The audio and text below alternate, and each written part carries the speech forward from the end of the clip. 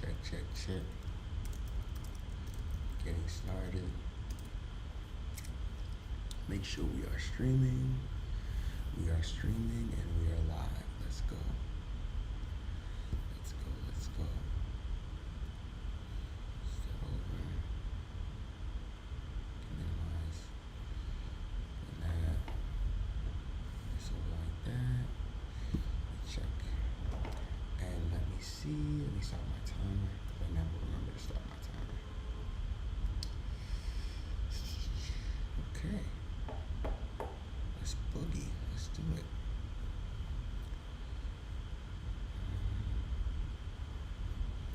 Let's do it. Let's do it.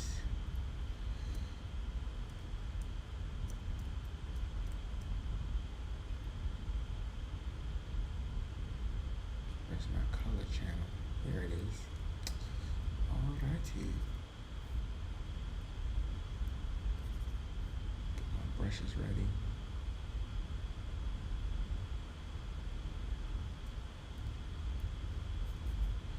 Passing flow. Okay.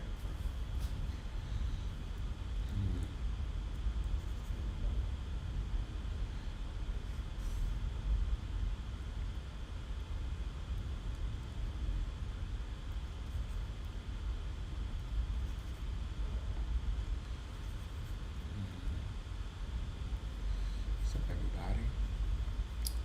Just in here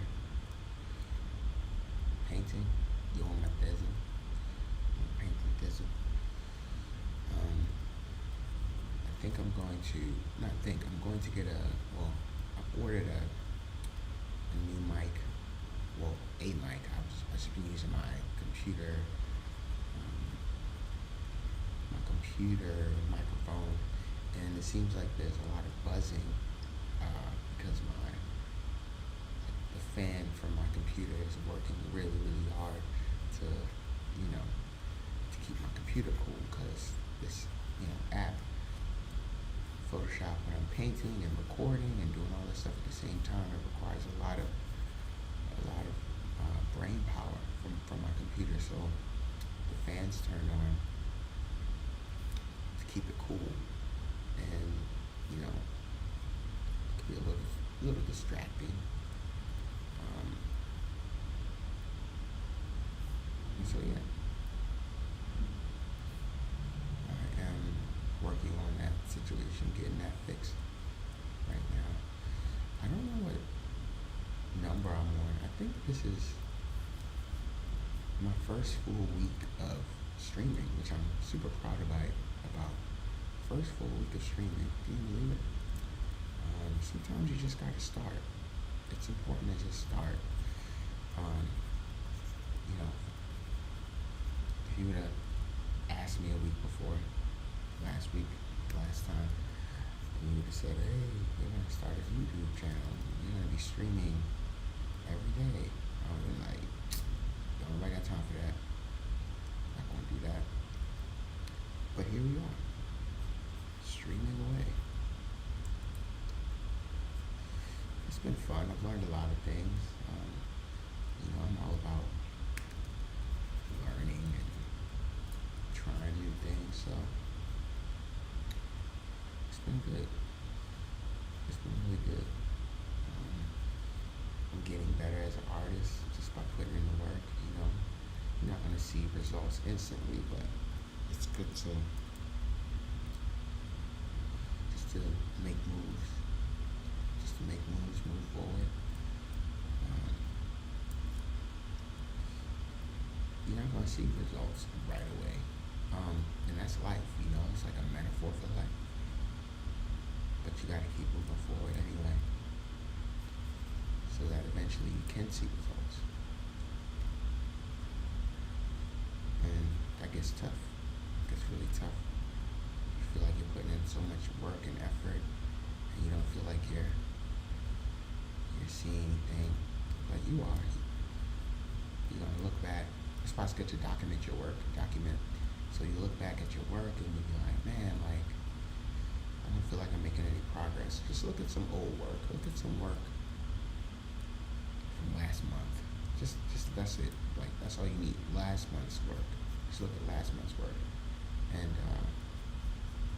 tell me if you don't see a difference. Like I look at some of my paintings before I started painting online, like man, woof, they were just, you know, but I don't hate them, you know, I don't, it's not their fault that they were bad. It's just, you know, they were part of my learning journey. They were part of my process. I had to do all of those paintings so that I could move forward. And that's just a part of it. That's the process. That is the process.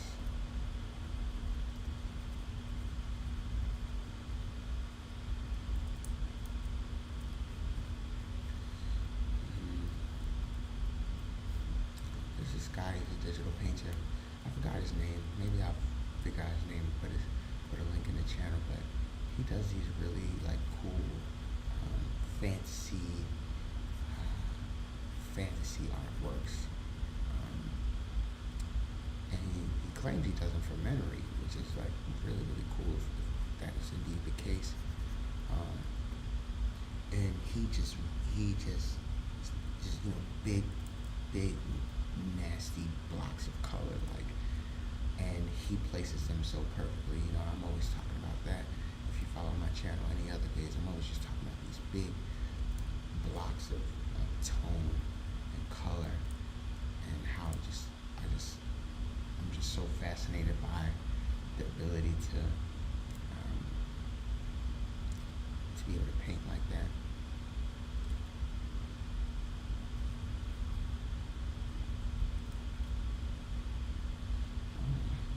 Proportions are off somehow. I thought this was the right aspect ratio. Let me see. Let's see here what we got going on.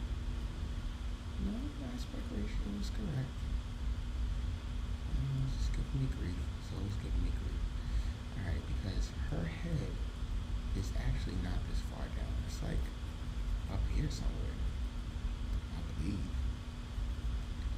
Let's see if we can get it right. Yeah, like her face is like here. That means her shoulder has to be right here. So this is good. This is like a perfect example of me drawing before what I thought was there, but it's not actually what was there. But this is good because I was able to get the proportions in a better place just by noticing that something was off. But I was able to remedy that by making a few adjustments. And, you know, I have the tendency in general, to make people's heads a lot smaller than they really are. I gotta work on my anatomy, just knowing where things are supposed to be. But people's heads are like kind of big, like the proportion to their bodies. Like, I don't know why I don't know why I visualize them as being so much smaller than they really are. But, you know, people have big heads. I mean, heads are big in general.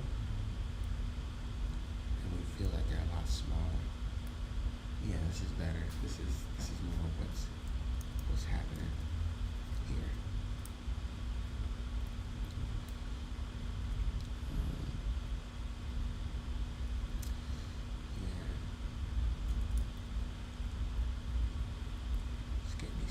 Correct. So yeah, I'm like drawing, but I'm also painting. I'm looking at, I'm measuring with my eyes. I'm looking at the shapes and saying to myself, okay, you know, where is that shape? Is this shape correctly placed in relation to that other shape? And I just keep doing this in my head, mentally, throughout the whole process.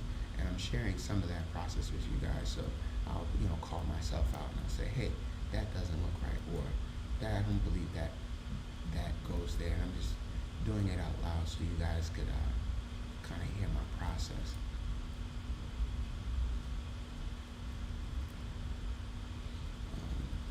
Yeah. Also, I think I'm getting better at being able to talk and paint at the same time. That is another skill that you must learn. Because, you know, when you paint, you gotta concentrate, and you gotta look at things, and you gotta make sure things are in the right place. But the more you do it, the better you get at it. Practice talking. Talking. Let's see. So it's the second figure in the background that I'm working on. So we have a foreground figure, and we have a background figure that I'm working on right now. And it's like only slightly off into the background. It's not a major background figure. They're like super close to each other. It's too much.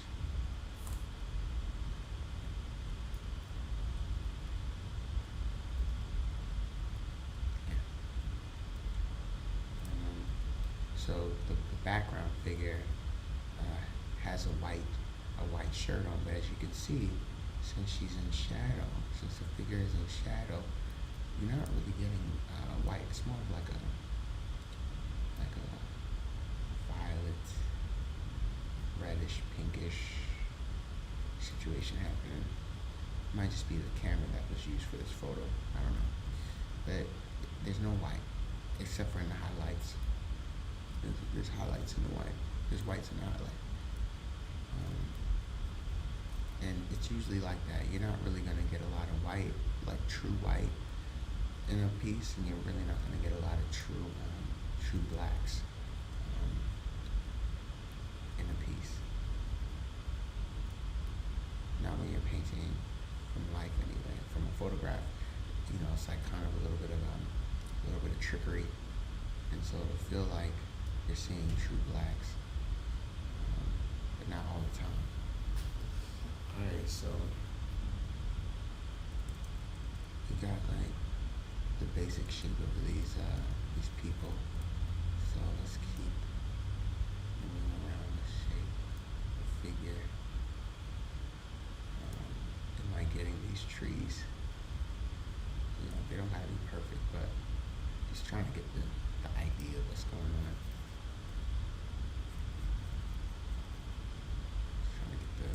General gist of what's happening.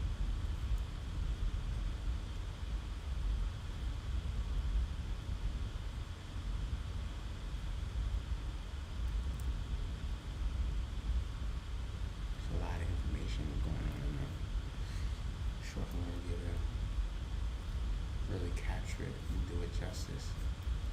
It's like a riverbed creek situation happening.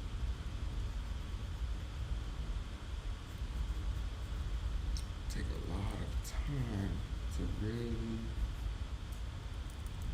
illustrate what's going on in the scene.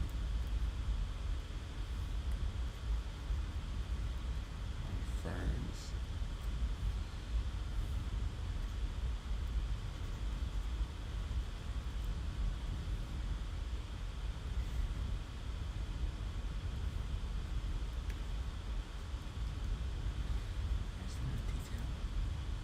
I'm just going to do the squint test. Make sure I'm really getting tones. The stream, the river. Richabuelo. I learned that word the other day. Probably not pronouncing it right. I read it in the book. Richabuelo. I think it means stream, river. I'm reading The Hobbit again, like a nerd. In one of the books, and one of the words in the book was Richabuelo.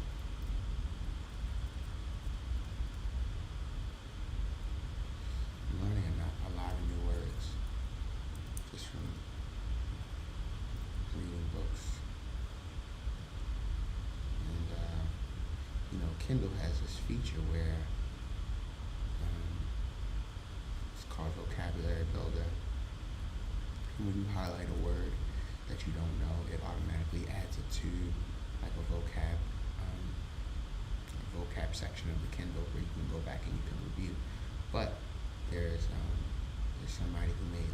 plug-in, like an application, to where you can then take those words, like the app goes into this, it finds the words,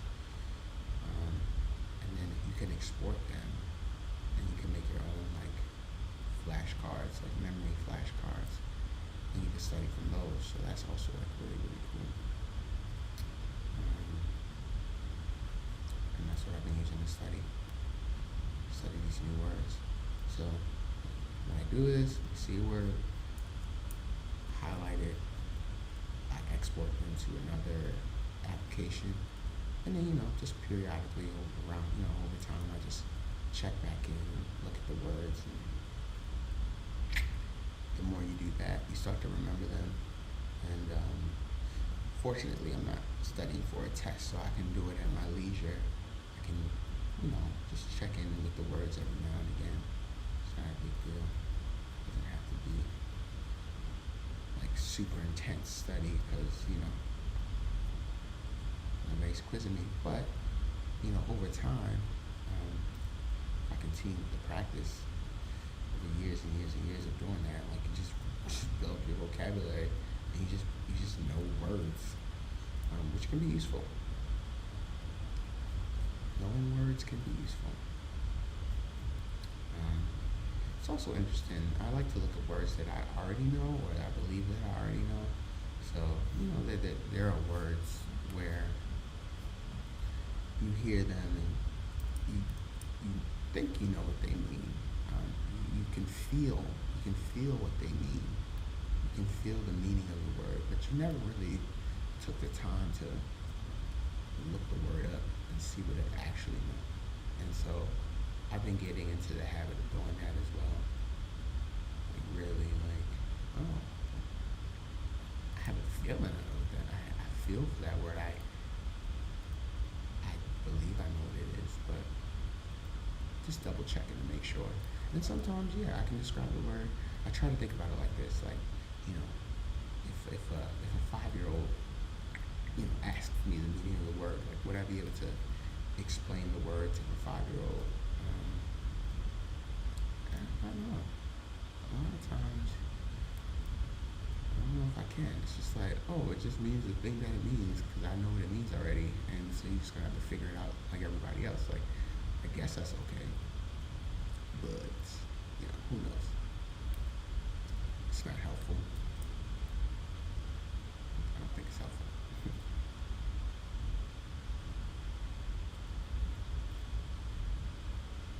Yeah, just gotta come up some. Yeah. It's crazy because when I first painted this part, I could have swore it was correct. It looked right to me. It's like, okay, everything is in the right place, but I really need to work on my anatomy. I really need to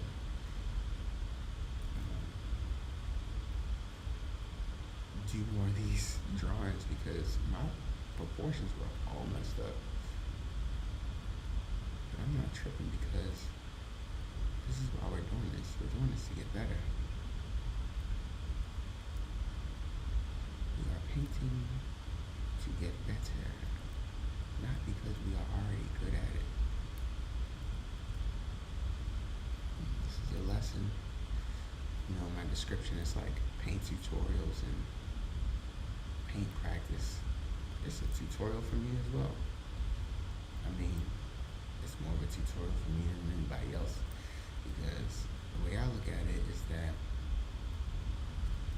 I am practicing, I am learning like right now, and I just happen to turn the camera on to share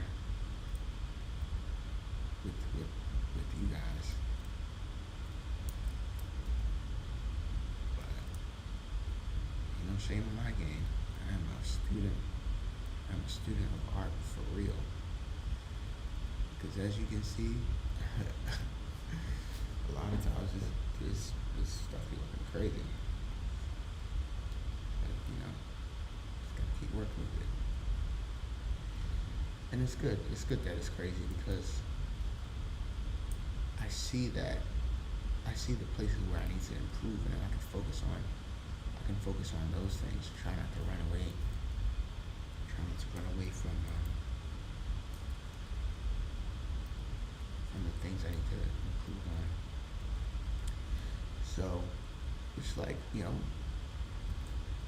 takes me to a life lesson that I learned. So in the past, before my skates were stolen from my car, I was a roller skater. So roller skating is like, super popular now on Instagram, and I think a lot of people have been, skating outdoors because it's a good pastime. It's chill. It's fun. It's good exercise. But I've been skating for a long time. Back when it was more underground, and it was more underground because it was literally in the underground. Like people would skate after hours. Like basically when everybody was sleeping, that's when skating started. Talking about 9, 10, 11.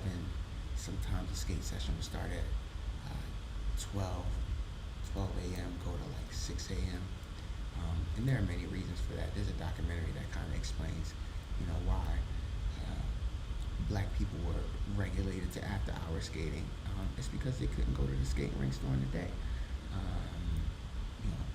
White skate rink owners didn't want black people there, and so they said, "Hey, we'll still take your money, but you have to come when nobody else wants to come. You got to come in the nighttime, when like literally no one's there." And there was a whole culture created behind it, a whole skate culture.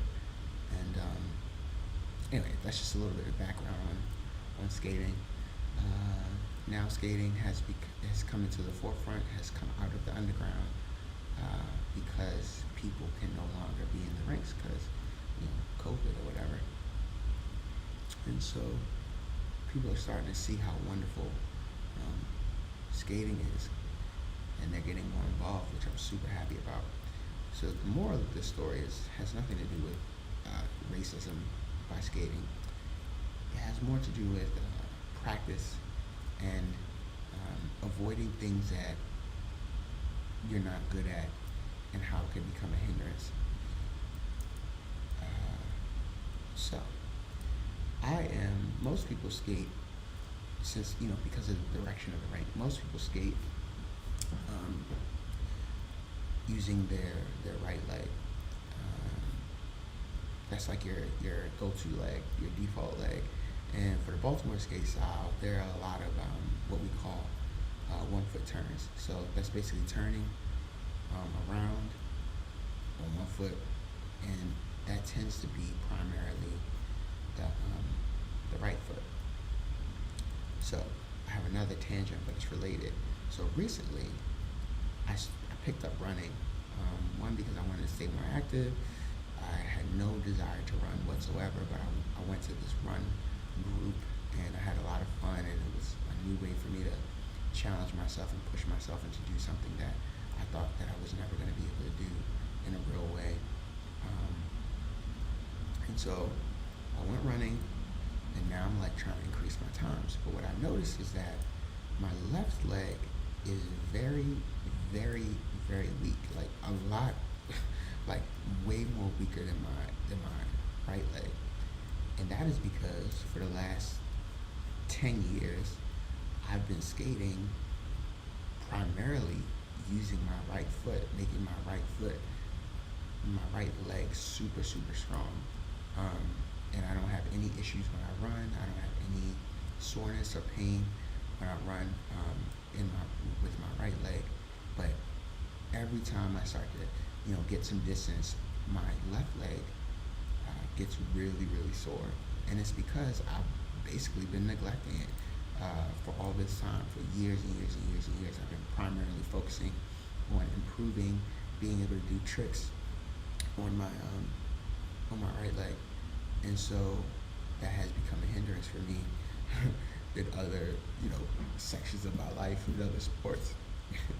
Just crazy when you think about it.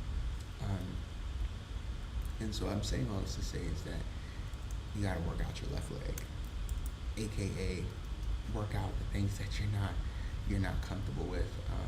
And nobody wants to start from scratch. It sucks. Nobody wants to be good at something and then have to not be good at something else.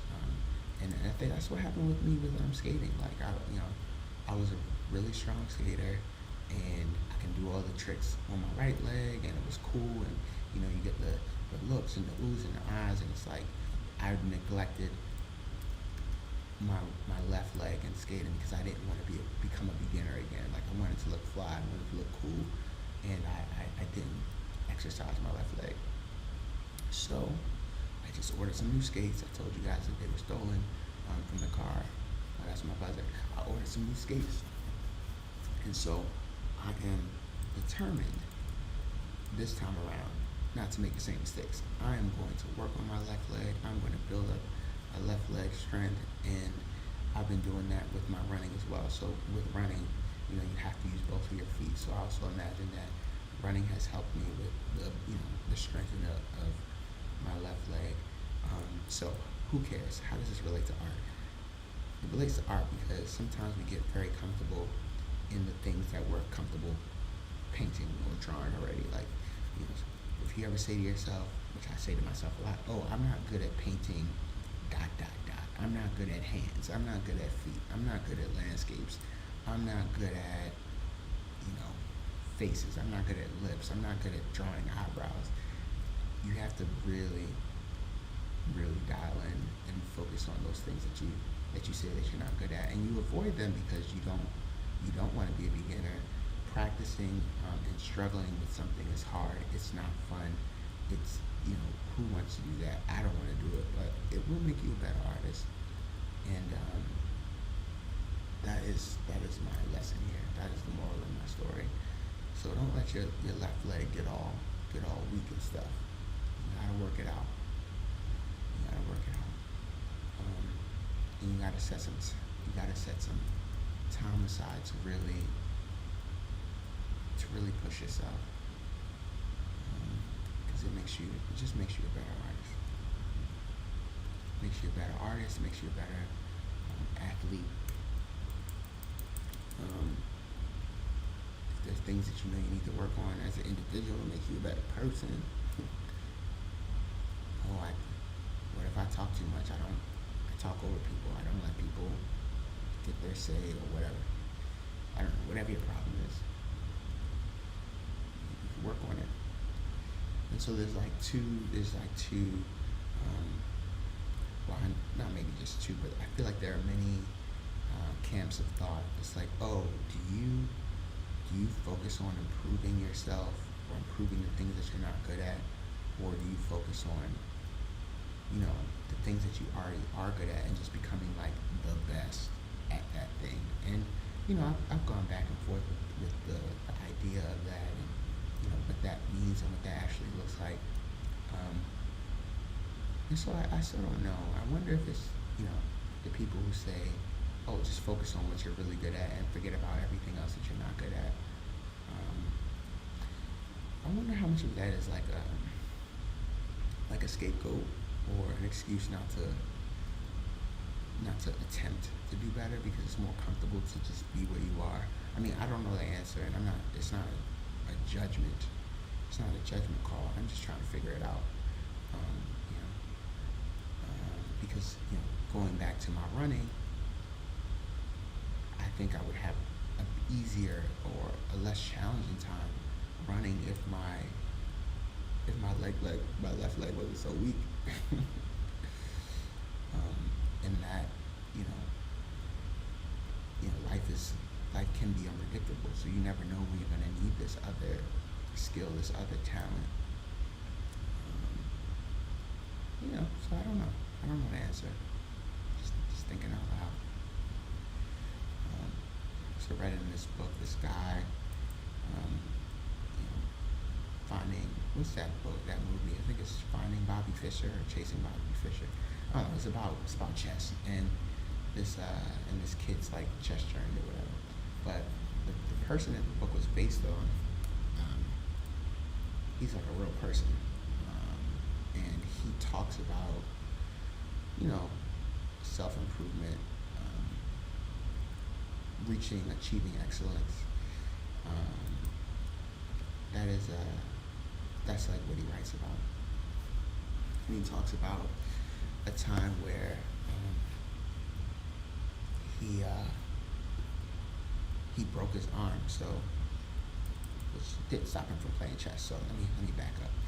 So he's a chess champion, and then he stops playing chess, and then he starts doing like martial arts, like jujitsu or something like that, or one of those martial arts. And he's doing well, and he's growing as a martial artist. And then something happens, and he like breaks his arm at like a tournament or something. And so the point he was making is sometimes, when bad things happen or we hurt ourselves or whatever, we use that as an excuse to stop or to give up. And it would make sense, like, if you are a martial artist, and you can't martial art, like, why even go through all that? But the point he was trying to make is that by losing the ability in his right arm, there was an opportunity for him to grow as a martial artist, because he was now forced to use his left arm. And some people might say that's excessive, some people might say that's overkill. Go sit down, buddy, like, you broke your arm, chill out. Now is not the time. But I don't know if I disagree with him. I think he turned a bad situation, a crippling situation that could have really hindered him, really held him back. He took a bad situation and he figured out how to use it to his advantage. And so, long story short, he learned how to do martial arts only with his left hand. And so by the time his right hand healed, he was at a huge advantage over his opponents, because they were mostly left-handed opponents. I mean, they only used their right hand. So if he was able to like defeat his opponents with only his left hand, which is his non-dominant hand, by the time he was able to get his right hand back, he was like not invincible, but he was like really, really good. So yeah, I don't know what point I was trying to make with that, but I guess he is also a believer of strengthening like your quote unquote weaknesses, and I use that term lightly, because weaknesses have like some serious like negative connotations, and I think people are really scarred by the idea of excellence and progressing and moving forward, because a lot of people were damaged by people forcing them to quote unquote be excellent, expecting a certain level of achievement from their kids. And I think that's another reason why people like kind of run. If somebody's forcing you to do something, you're not gonna want to do it, even if they say, "Oh, we're doing this for your own good" or whatever. I still don't believe in that. I feel like people really try to live through their kids or live through other people. Like, why don't you do it? Oh, and then they'll have excuses. Oh, it's too late for me. I'm too old, or I had my chance, or whatever. Like the dad who's like forcing his son to like become a good basketball player or something. Oh, I'm too old, but you can make it, son. You can make it to the league. Like, no, just go join a rec league, Dad. This wasn't my problem, by the way. I didn't have nobody forcing me to do anything, which is good. I've always been a self-starter. But I know there are a lot of people out there who are forced to pursue, certain professions by their parents, and it messed them up. Really messed them up.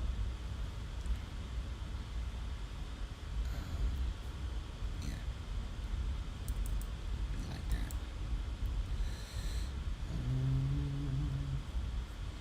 I guess I'm here to tell you that it's okay. You can live your own life. You can go your own path. Don't let your parents stress you out too much, because they can't live your life for you. They could try, but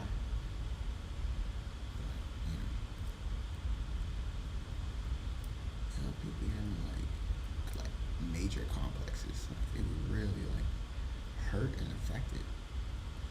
Cause we just want approval from our parents, and I imagine the people who never get approval, they want approval from their parents even more. Like, I love my mom, but I don't feel like I need approval from her. I think I've always been an independent thinker in that way. I don't really, to me, I don't know if I needed approval from anybody really. I appreciate it.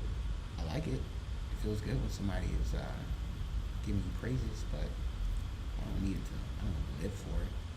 And I'm glad because that could really hurt people. You know, people have serious challenges with dealing with approval and rejection. You know, I recognize that. Well,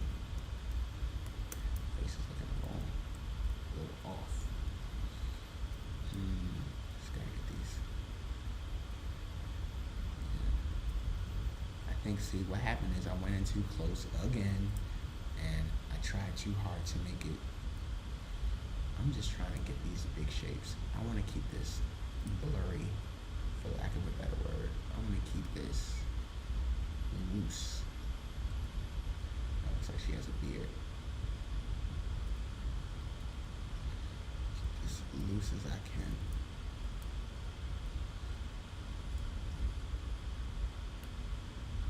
Yeah, that's good. Keep it loose.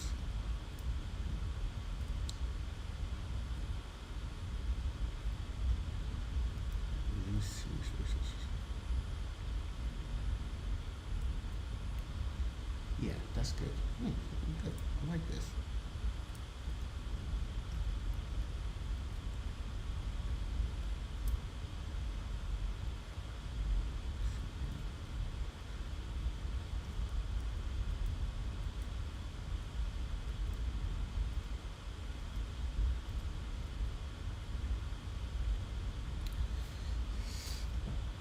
Okay. This is good. This is good. Get this loose. Get this loose. Let's get under here a little bit. It's a little darker. Something like that. Let's get some highlights. Oops, too much. Too much highlights.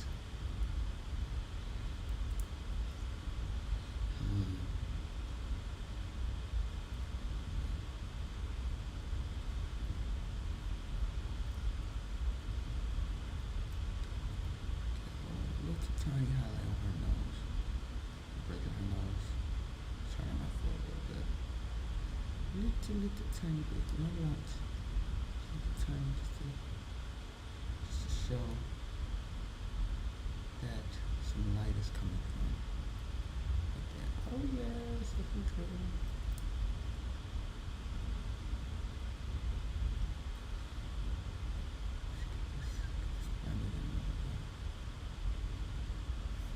Chill.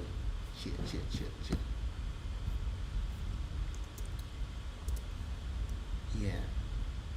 Okay. This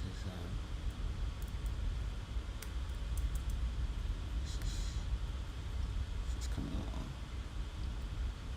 Just gotta get a little mustache down here. Too much of a mustache.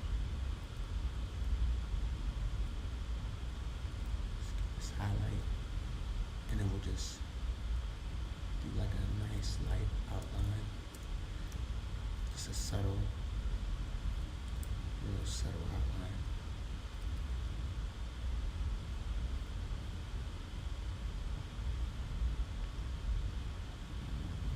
Down here. I have no clue what this is gonna look like once I zoom out, but we'll find out.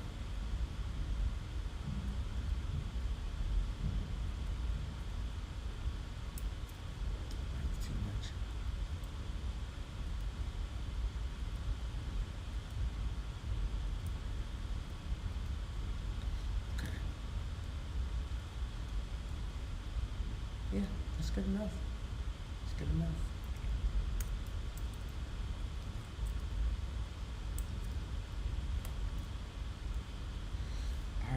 move on to this other figure in the background.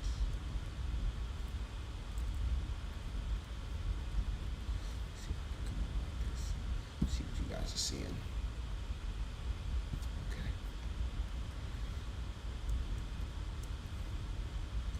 So now a little bit.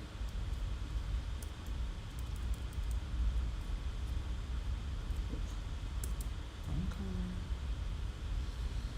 Alright, so we got the shoulder. Shoulder's actually coming out a little bit more like that.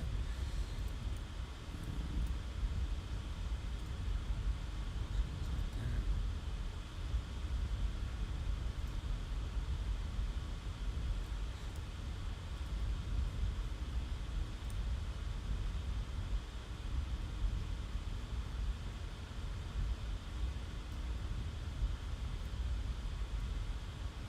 Hmm.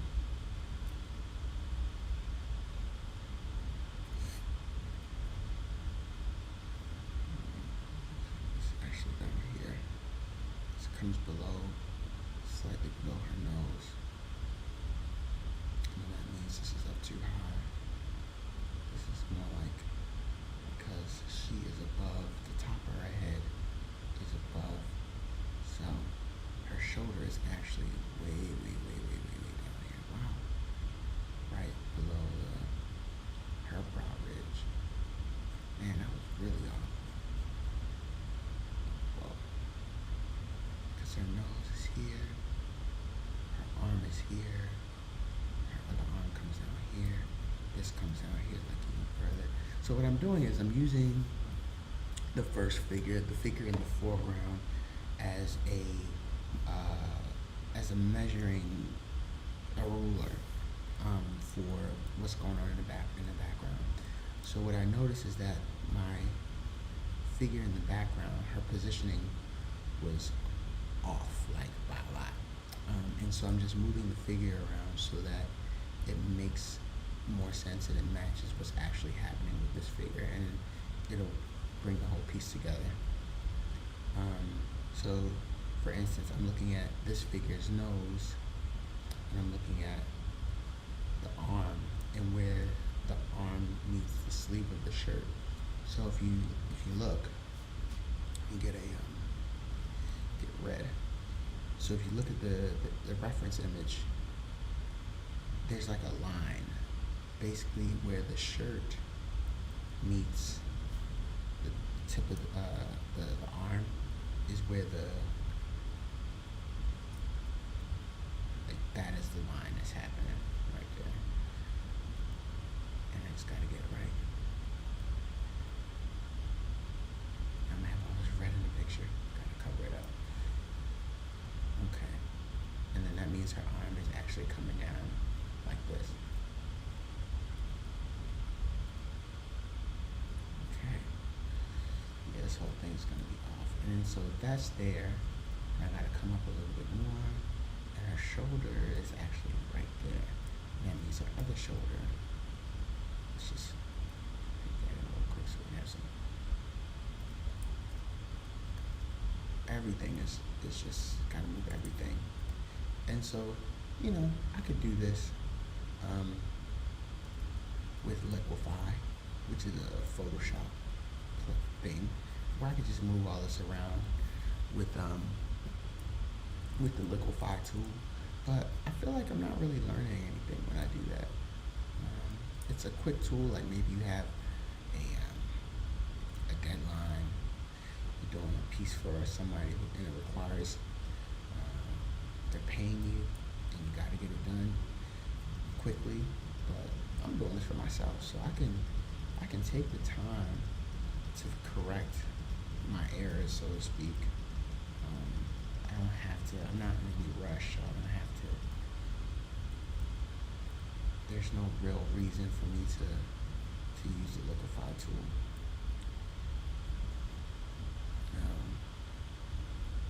Because this is more of a learning experience.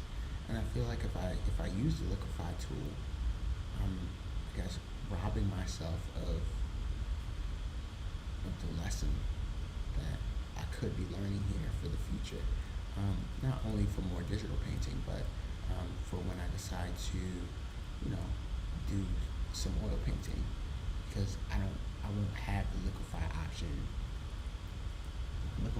doesn't work in real life, so I have to get the proportions correct from the jump, and just being able to see when your proportions are off is really helpful. Um, and it just makes you a better artist. Your ability, it enhances your ability to draw, which is what the whole point is, At least I think that's what the point is, but yeah, whatever. It's my personal opinion. Okay, so let's go back to this figure in the background.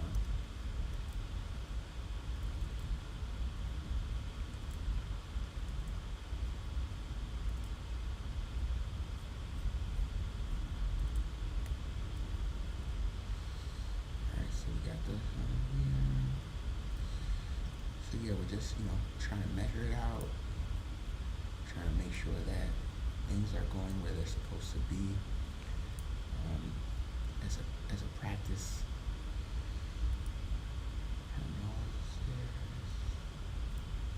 yeah, her arm is still like way too close. Like there's a lot of space. It's really like this. Man, that was really off. But that's okay. It's trial. It's trial and error. That's what a lot of, especially when you're beginning. Like, I mean, even as a seasoned artist, I think the goal is to have it be less trial and error. Like, where things are gonna go and where things are supposed to be. But I'm not there yet. I'm still trying to just get things to look right. But I feel like the master artist, I might be romanticizing a little bit and making it up in my head, but I'd like to believe that the master artists, like they can just see it, they know what's going on. Like, maybe I can get there one day.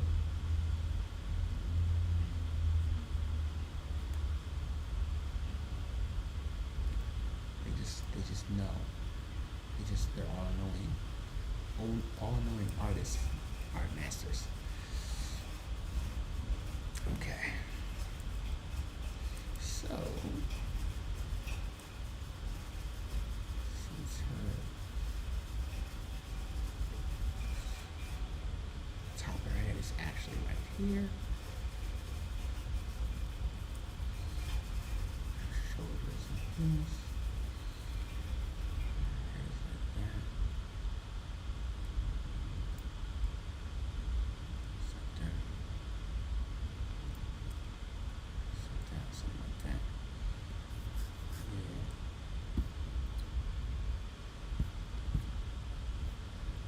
Something like this.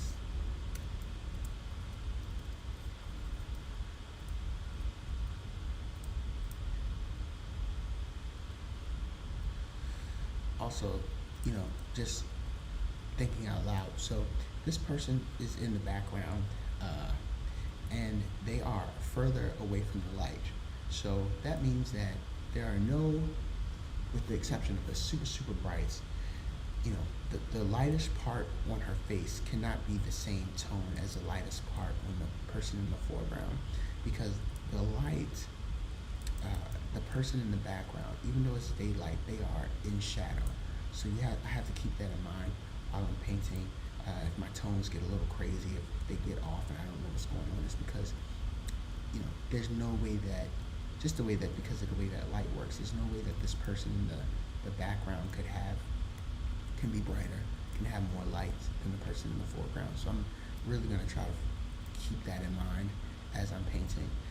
So basically the right side of the person in the background is in shadow, and the right side, well, I guess that would be, the right side is in shadow, and the left side is slightly in the sun, because there's a overhang, there's like a ledge that is putting this figure, casting this figure into shadow. And so just got to keep that in mind. as we're painting. So let's zoom out a little bit to see what we got going. Yeah, it's looking good. It's looking good. It's looking good. We still got a lot of like stuff happening over there. Let me zoom out a little bit. Maybe I could, because we want the focus to be in this right area. Let me see if I can make it a little bit less vague on this side. It's just a lot of vagueness happening. Let's see. Let's give it a little bit of dimension, a little bit. At least I'm gonna try. Try to give it some dimension.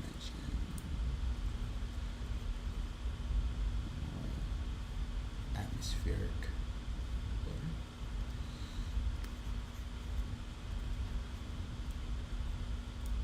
Yeah.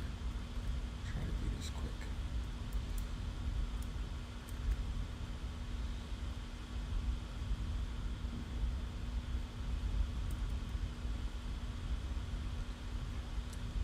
Yeah, you know, this process has been interesting. You know, if you take your time and you move your way around the figure and try not to rush it, it really helps. So me focusing on figure number one and really getting the proportions for that figure done properly, it set me up to move into figure number two and have the correct proportions for figure number two.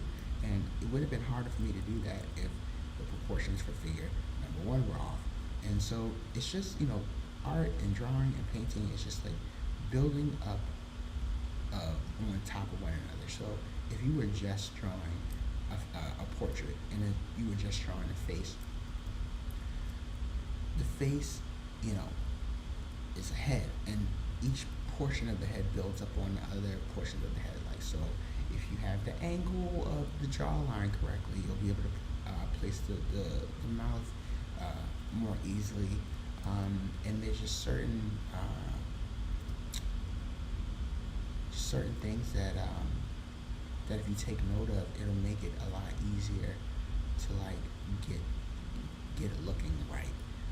And you know, I have my troubles with those. I'm still working, but this is a good example of what I mean by if you get the proportions right, it makes your life a little bit easier. And so I categorize myself as the impatient artist. So since I, you know, was painting and drawing, I wasn't painting, drawing. Since I was drawing, since I was a young kid, you know, we used to do those, you know, those anime, Dragon Ball Z,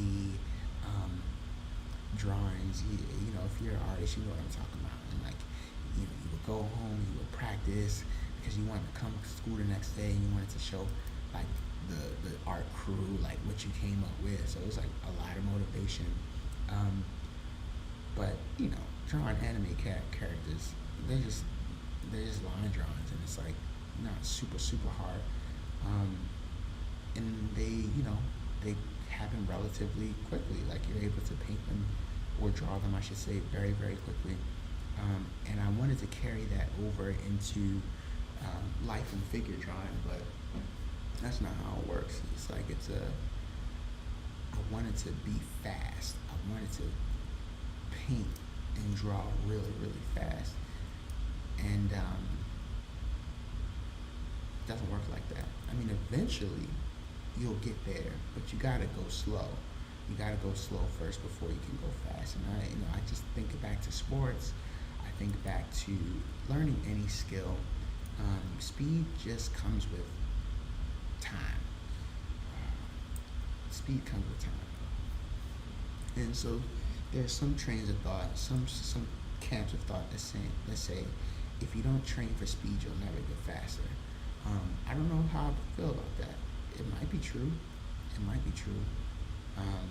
But when you try to do things fast, you build up, you know, bad habits. You get sloppy. You learn to like overlook certain things. You overlook, you know, when things aren't looking right, and you know, I don't know. I guess what I'm trying to say is, you go faster when you are moving at not a slow pace, but a steady pace, a pace that is right for you. And I think that is a lesson that I had to learn in my drawing and painting, is that like I just needed to chill out and then stop trying to paint everything like super super fast. Because I would try to paint it fast and I would get frustrated because it didn't look right, and then I would like give up and I would quit on it instead of just taking my time, just slowing down, taking my time, and really looking at what I'm doing and figuring out what am I doing wrong, and addressing it accordingly. That is my 50-minute reminder. I'm gonna do this for like 5 more minutes, and I gotta be out because I gotta start my day.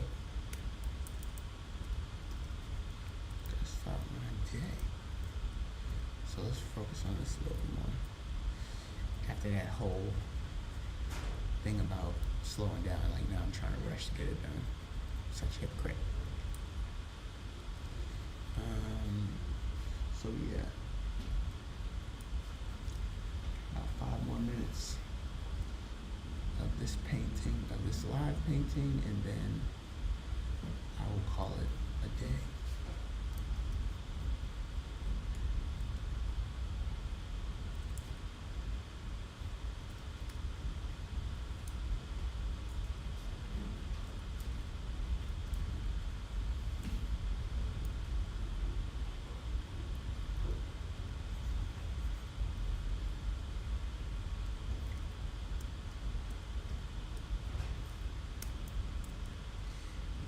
If this was an oil painting, I would call this done, because I just like the look of it. I just like I think I just like to see the light in the dark. That's why I like painting things with highlights, like serious highlights. I just like that transition where you can kind of see what's going on, but not really. I know I say this all the time, but that's really what I enjoy about this paint process. Like those subtle changes, those subtle highlights, it just brings me joy. It makes me happy.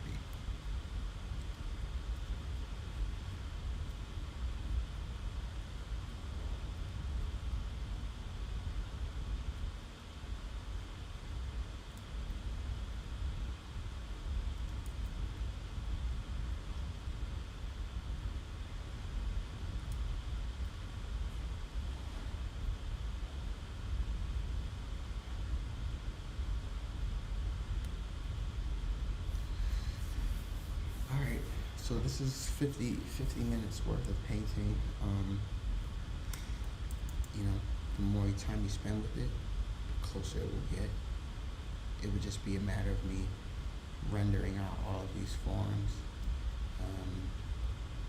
which we don't have time for today. This was just my morning practice session. I'm happy with how this came out. Yeah. I don't know what else to say.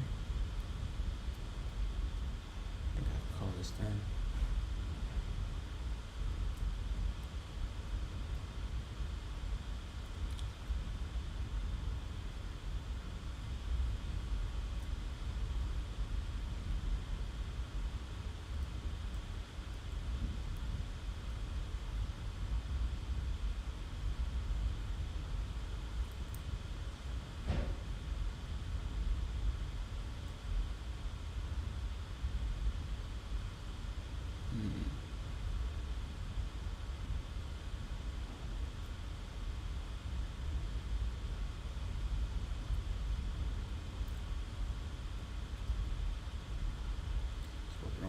Here. It's going to go much. And zoom in. Just get some hands. Just get some hand drawing going.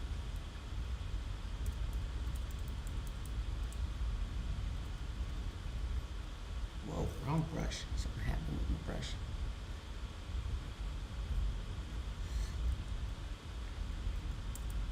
Okay, I guess that's a good place to stop because I lost my pressure. My pen pressure sensitivity, so I guess that is my sign that it was time for me to go. Alright, that was fun. So this is what we got. this out and just make it like that. Yeah, that'll be my backdrop. Alright, it was fun, guys. Talk to you later.